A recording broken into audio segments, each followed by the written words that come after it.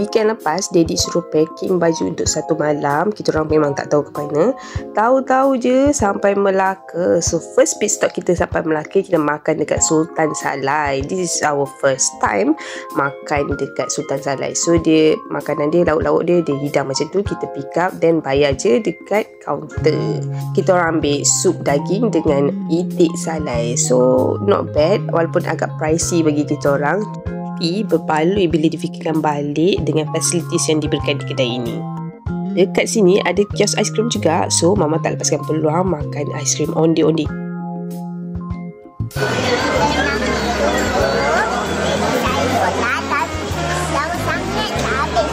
So lepas makan, kita orang terus ke Jonker Walk. Jonker Walk ni bukan first time kita orang pergi, ada dah 2-3 kali ke Jonker Walk just untuk jalan-jalan cuci mata.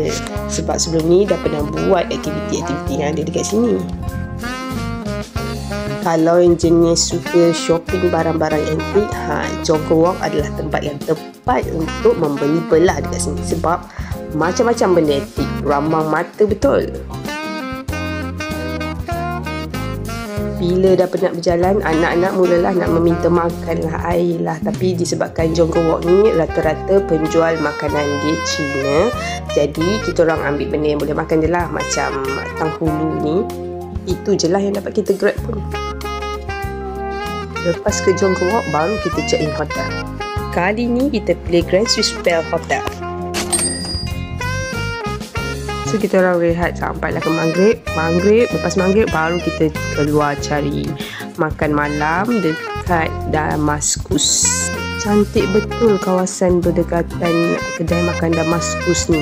Family kita orang memang semua tekak makanan Arab. So memang enjoy lah malam ni makan makanan Arab. Beef shawarma dekat sini juicy dan besar tau portion ni. Lepas makan, kita orang terus balik je ke hotel sebab malam tu hujan, so tak ada aktiviti yang kita buat. Okey, sekarang kita turun nak breakfast, makan kat hotel. Lepas tu pun saya tak makan kat mana. Lepas tu masih juga makan kat bawah. Lepas tu dah makan.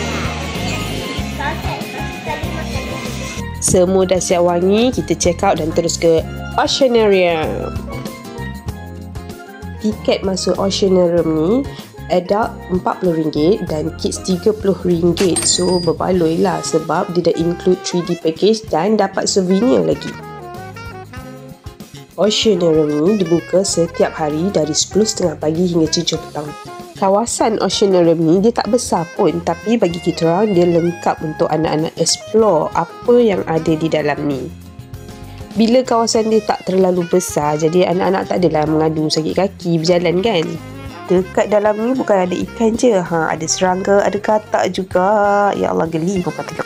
Apa yang lagi menarik, kita orang dapat jumpa duyung dekat dalam ni. Anak-anak excited, tak sangka tiba-tiba ada duyung. Bukan anak je, Mama pun excited. Macam mana lah agaknya dia tahan nafas kat dalam tu kan.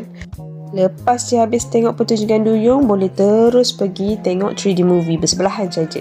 Korang yang nak datang sini, sila datang awal pagi supaya tak perlu beratur dan tak crowded. Sebelum keluar, kita akan lalu satu section di mana kolam ikan. Dekat situ kita boleh bagi ikan makan. Tapi kena add on lah RM10 untuk makanan ikan. Settle Oceanarium, kita orang terus pergi cari makan. Kita orang makan depan kedai makan depan Hotel Casablanca. Sedap-sedap makanan dia kat sini. Tambah-tambah nasi lemak paru sambal dia, sedap sangat. Dan haruslah avocado Melaka kalau datang Melaka.